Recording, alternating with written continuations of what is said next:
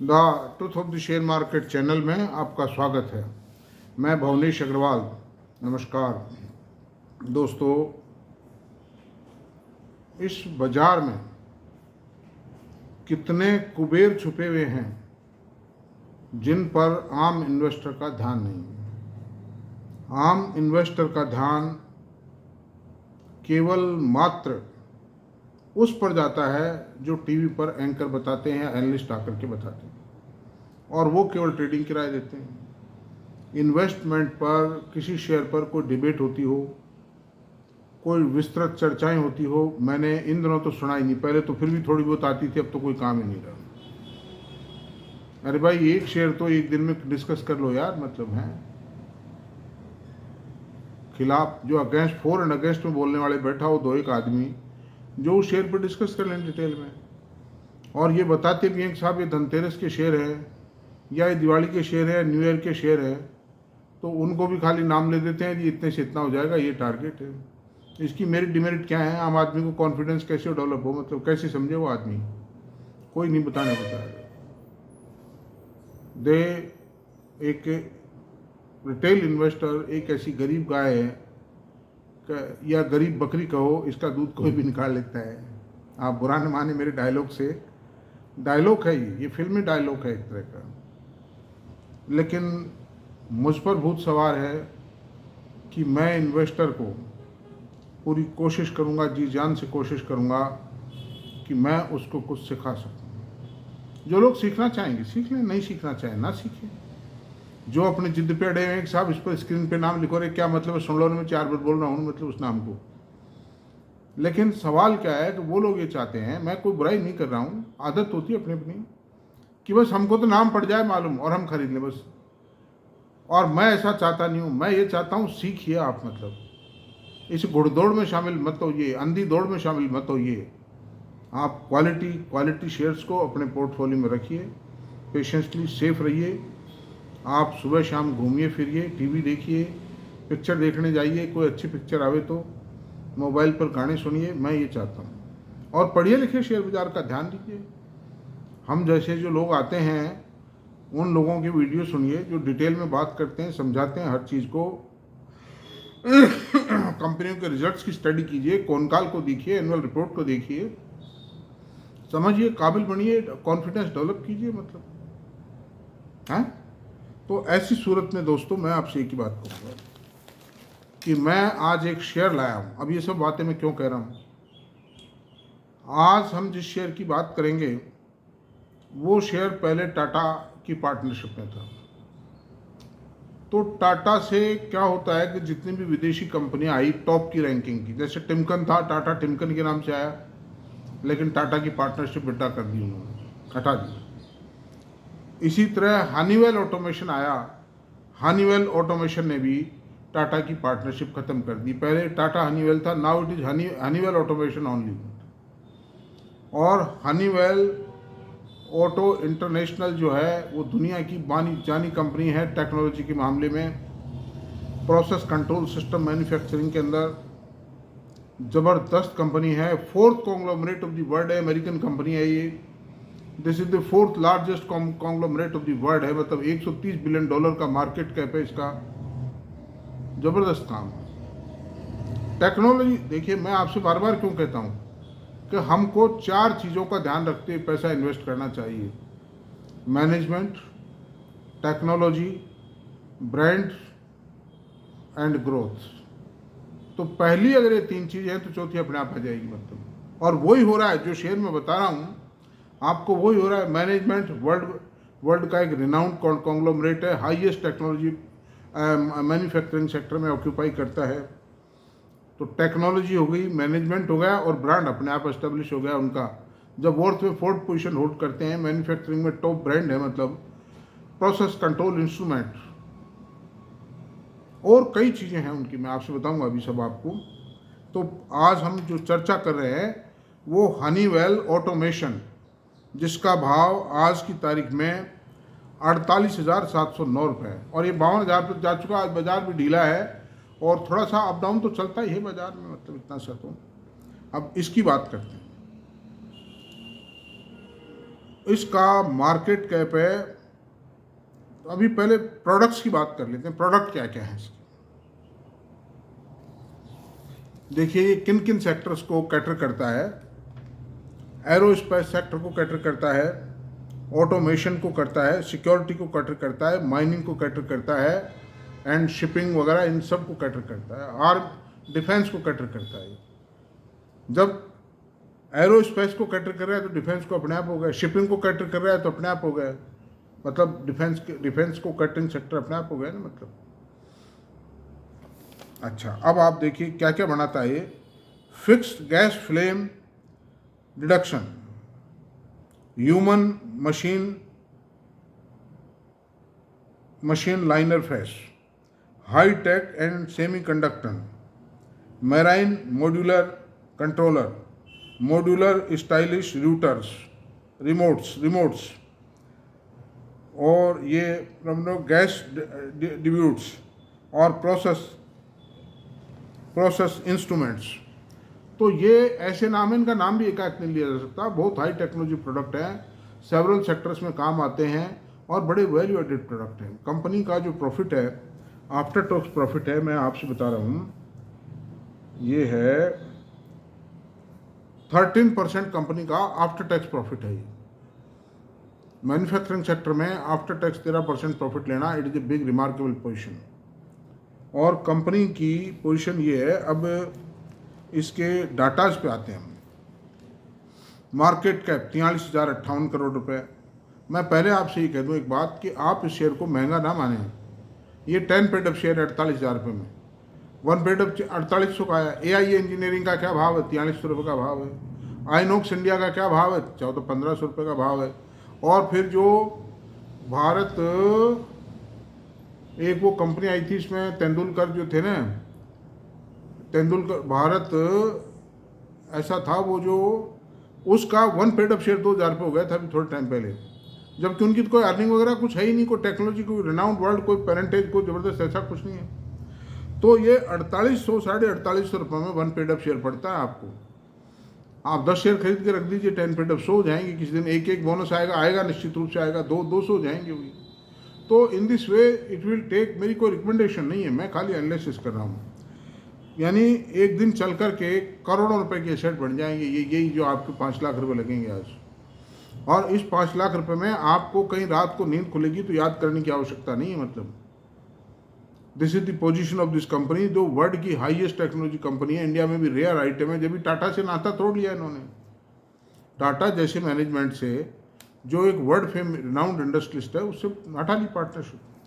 तो अब चलते हैं दोस्तों। अब ये है पोजीशन कि इसमें प्रमोटर की होल्डिंग 75% है, एफआईज की होल्डिंग 272% है, स्लाइड सी कम हुई है, वो डीआईज ने बढ़ा ली। मतलब डीआईज की होल्डिंग 12.14 है, 12.6 है। जितनी उनकी घटी उससे ज़्यादा होल्डिंग डीआईज ने बढ़ा ली। मैं बात किसकी कर रहा हूँ? Honeywell automation. और पब्लिक की 9.87% है, ये भी घटी है थोड़ी हल्की सी, तो ये भी प्लस पॉइंट है। Total number of share holders 30,020 है, बहुत कम शेयर होल्डर्स है, क्योंकि इक्विटी जो पेड अप इक्विटी है वो that is total 9 crore rupees.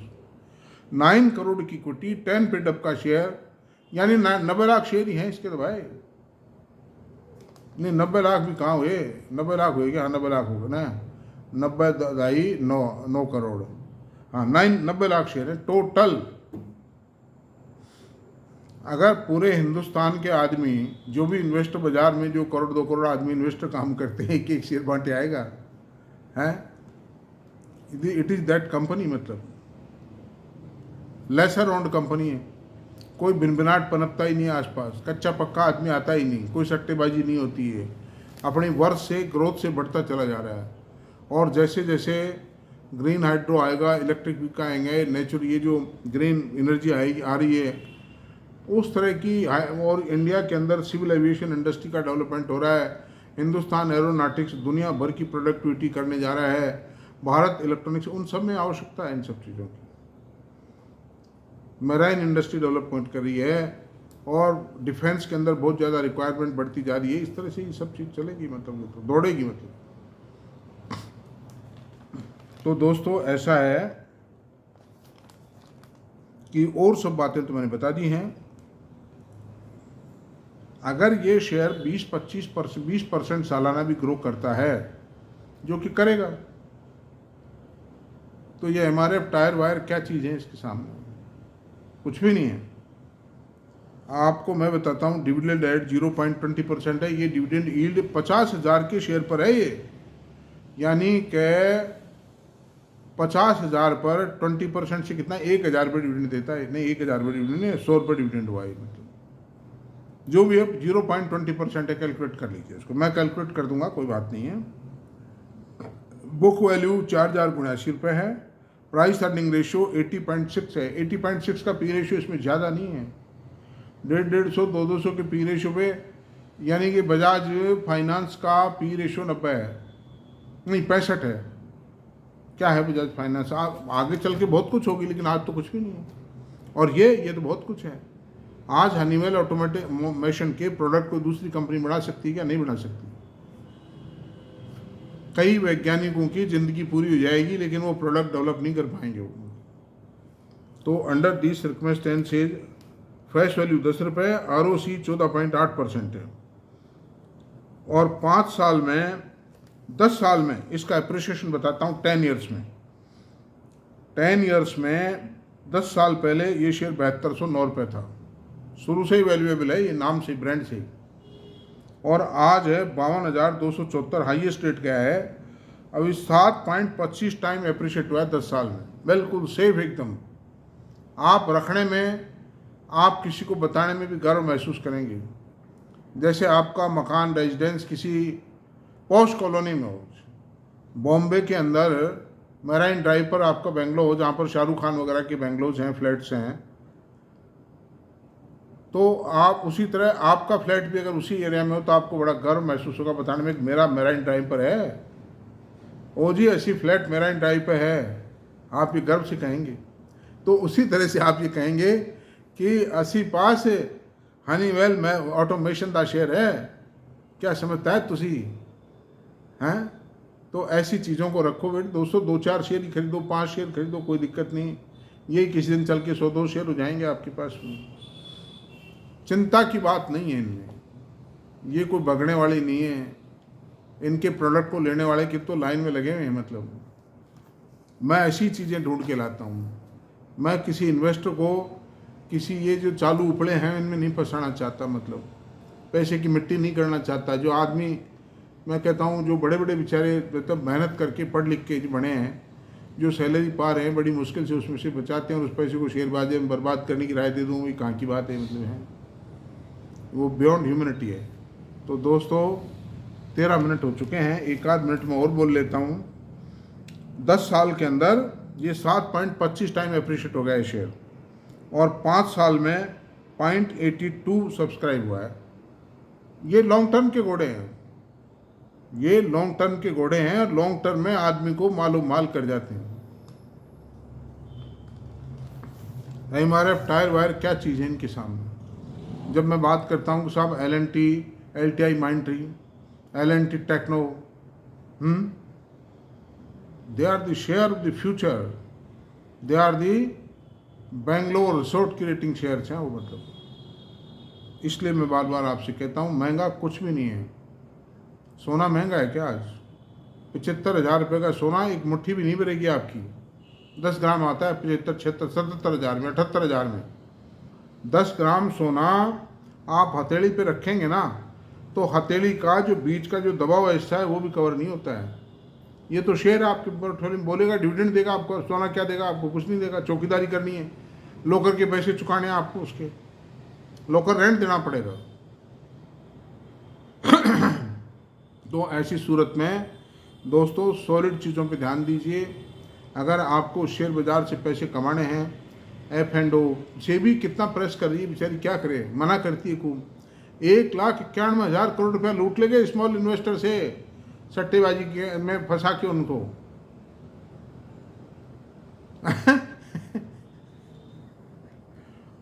अरे भाई, किसको कहते हैं 1,91,000 करोड़ रुपया है?